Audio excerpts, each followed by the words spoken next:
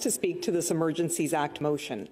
What a sad day it is, honourable senators, that it has come to this, that this Trudeau government has invoked and employed the Emergencies Act on Canadian citizens before it could even be voted on in Parliament. Tear gas and batons and lines of police to shove back protesters chanting for freedom. Truck windows smashed, bank accounts frozen, promises to hunt down even those who chose to leave the protest voluntarily. And even now, with the bridge blockades in Ottawa's protest cleared, the Prime Minister can't tell us when the Emergencies Act and its extensive government powers will be lifted, only that his government plans to make some of the features of those extensive powers permanent. The incredible division among Canadians in this moment is largely of Prime Minister Trudeau's own making. He and his government have divided Canadians among themselves, vaxxed and unvaxxed, and through his incendiary language turned them on one another. From the time of the election onwards, Prime Minister Trudeau has used this public health emergency as a political wedge issue, without regard for the Canadians in the middle who have become collateral damage. He has called them extremists, racists, and says they are misogynists. Prime Minister Trudeau preaches tolerance but says those who chose not to be vaccinated against COVID-19, quote, take up room, and questions, quote, do we tolerate these people? And when these Canadians, in many cases Canadians who have lost much or have lost everything as a result of COVID-19 mandates, land on Parliament's doorstep to have their voices heard, what does the Prime Minister do? Instead of hearing them out or empathizing with the frustration they are feeling, he doubles down and calls them a, quote, fringe minority with unacceptable views. And so each side dug in, and we wound up with a 3-week protest in front of Parliament and the unnecessary overreach of the Emergencies Act by this government. Let us not forget that it was Prime Minister Trudeau who counselled Indian Prime Minister Modi to engage in dialogue when 50,000 farmers blockaded the roads to New Delhi in 2020, a protest that went on for a year. Prime Minister Trudeau boasted, quote, Canada will always be there to defend the right of peaceful protest, quote.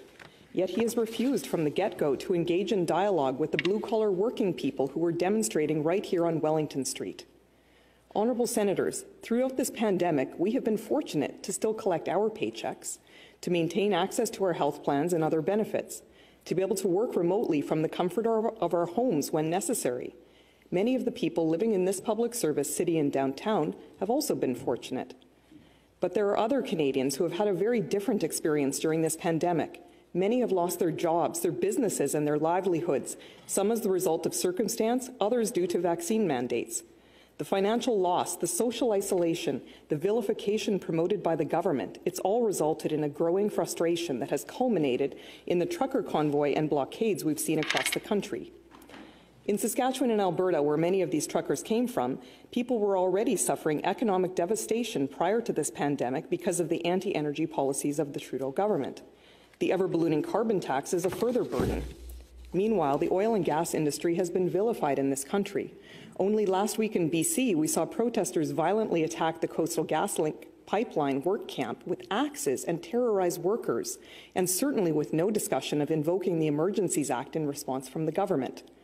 And while the movement started from a place of resistance to vaccine mandates, it quickly expanded to become about freedom more generally. And the more the government and the Prime Minister in Ottawa spoke divisively against the protesters, demonizing them and refusing to listen, the wider and more expansive the movement became.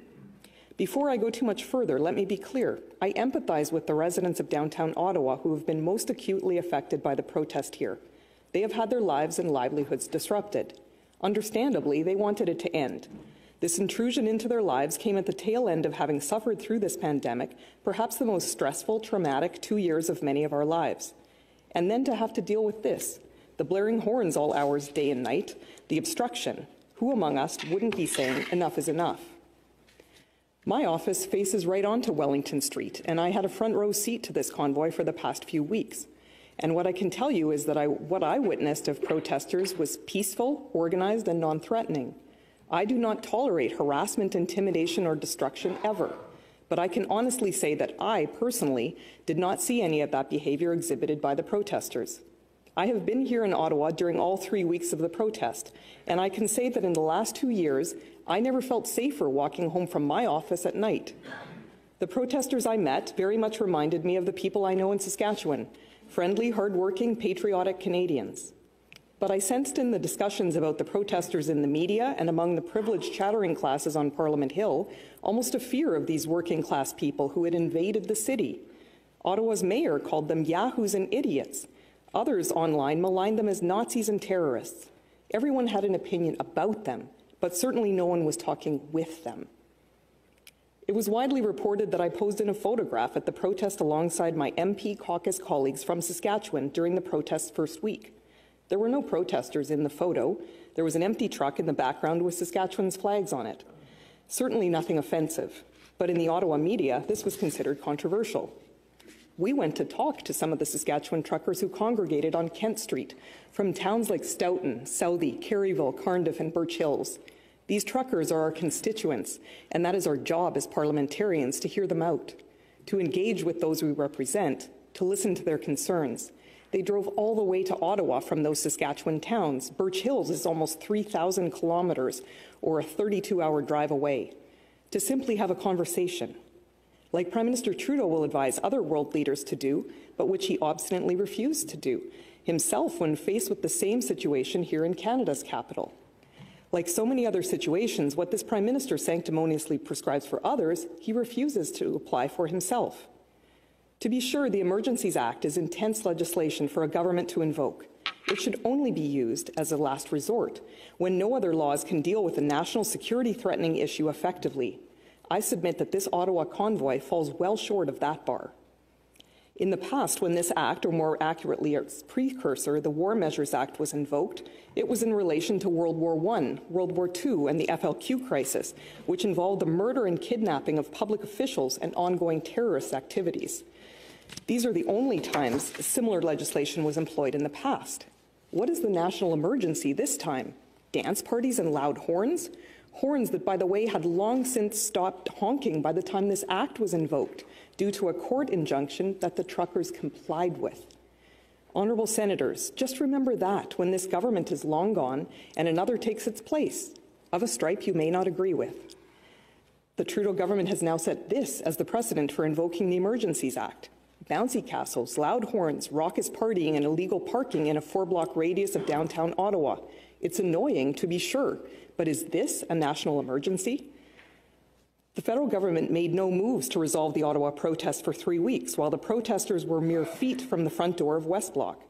If the situation were truly such a grave threat to national security that it rose to the level of employing the Emergencies Act, one would expect the federal government would have acted in some way, anyway, to resolve it, but they did not.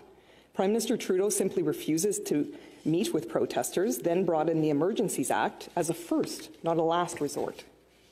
When Deputy Prime Minister Freeland spoke on the issue, she said that the government used all the tools it had prior to the invocation of the Act. What tools? Name-calling? The Prime Minister disappearing for days on end? More name-calling? What tools? The same tools they used for the railway blockades in 2020 that went on for 19 days and for which the government still never invoked the Emergencies Act?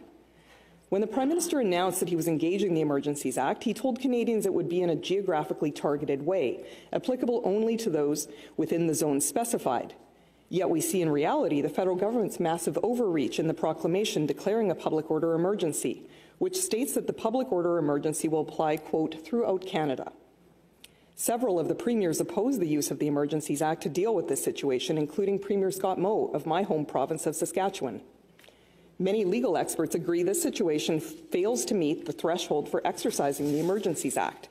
Among them are constitutional law professor Dwight Newman and the ARL, Advocates for the Rule of Law, Amnesty International, the Canadian Civil Liberties Association, the BC Civil Liberties Association, and even Paul Champ, the lawyer for those who successfully sought the court injunction against the horn honking of the Ottawa protest. They all agree this situation didn't require the Emergencies Act. Last week, the Canadian Civil Liberties Association announced that it is taking the Government of Canada to court over the invocation of this act. The CCLA's Executive Director, Noah Mendelsohn-Aviv, called the use of the Emergencies Act in this situation unprecedented and a serious infringement of the charter rights of Canadians. She stated that by invoking the Emergencies Act, the government would be giving itself, quote, enormous powers to bypass the ordinary, accountable democratic process, quote. Mendelsohn went on to call peaceful assembly, which by any measure this protest has been, quote, a critical democratic tool. The The BCCLA organization has further pointed out that the Emergencies Act should not be a stopgap measure to address the inaction of municipal police forces and provincial authorities. To be clear, they stated governments have ample legal authorities without using the Emergencies Act.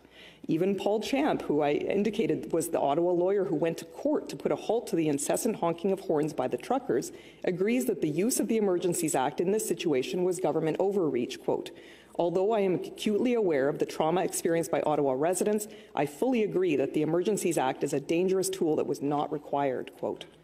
Many legal experts shared a concern that by invoking the Emergencies Act for the Ottawa protest, the Trudeau government is normalizing the extraordinary law's usage. The BCCLA warns that the invocation of the Act in this instance sets a dangerous precedent if our elected officials become comfortable with using excessive powers to target dissent in Canada. It becomes easier to use again, they argue, to stifle other movements such as Black Lives Matter or Indigenous land or water defenders. The advocates for the rule of law, or ARL, agree that this situation sets a dangerous precedent, quote, "Normalizing the declaration of emergencies, especially before other less intrusive but still significant measures have been attempted, threatens to render hollow the rights and freedoms guaranteed to all Canadians. It risks a gradual erosion of Parliament's role in favour of executive power, and it amounts to a damning admission of a failure of state capacity." Quote. But there is some evidence that normalizing emergencies may be the Trudeau government's intention.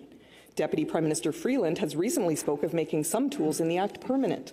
We should all be worried about that, honourable senators. For all its raucousness and disruption of traffic in downtown Ottawa, can anyone seriously believe this protest was a threat to Canada's national security? Some will say it spawned blockades at the Ambassador Bridge, disrupting one of our main trade routes with the United States. But that blockade, and similarly the one in Alberta, were dispersed peacefully and non-violently, and most importantly, without recourse to the Emergencies Act. Meanwhile, both houses of Parliament were able to meet for weeks, mere steps away from the protesters. Prime Minister Trudeau and his senior cabinet ministers attended several question periods and House of Commons sittings in the West Block in person. If there were a true public order emergency, surely none of that would have been allowed to have occurred. Honourable senators, consider all of the moments of crisis in Canada since 1988, and yet the Emergencies Act was not invoked for any of those occasions. Not for the standoff at Oka, not for 9/11, in which 25 Canadians were killed, not even during the October 2014 Parliament Hill shooting, and I remember that well because I was locked in a caucus room for 10 hours with my colleagues throughout. None of those situations required the use of the Emergencies Act. I fear that with this invocation, we are embarking on a slippery slope away from what Canada is famous for, its unwavering adherence to the principles of freedom and justice. These principles are why immigrants from around the world long to come to Canada. That is the reason so many of our ancestors came here, to escape tyranny. That is why my grandparents came to Canada from Ukraine 100 years ago. This country, this parliamentary system, this Westminster system, was founded out of the rejection of tyranny. The fathers of the Confederation feared not just the tyranny of the monarch, but the tyranny of the majority. And we in the Senate are a key part of that system, to stand up for the minority, to be their voice. It has not been lost on me, nor should it be on any of you, that this building, now the Senate of Canada building, where I deliver this speech today, is the very building where our Charter of Rights and Freedoms was negotiated. Think of that history, honourable senators, when you consider whether to allow this federal government to trample all over that charter. People on both sides of the political spectrum have expressed the view that the Trudeau government's invocation of the Emergencies Act in this situation is considerable government overreach. And at this time, I am reminded of the words of William F. Buckley Jr., quote, "The best defense against usurpatory government is an assertive citizenry," quote. We need to assert ourselves, honourable senators, and reject this unprecedented authoritarian overreach by this federal government. Please join me in voting no to this Emergencies Act motion. Thank you.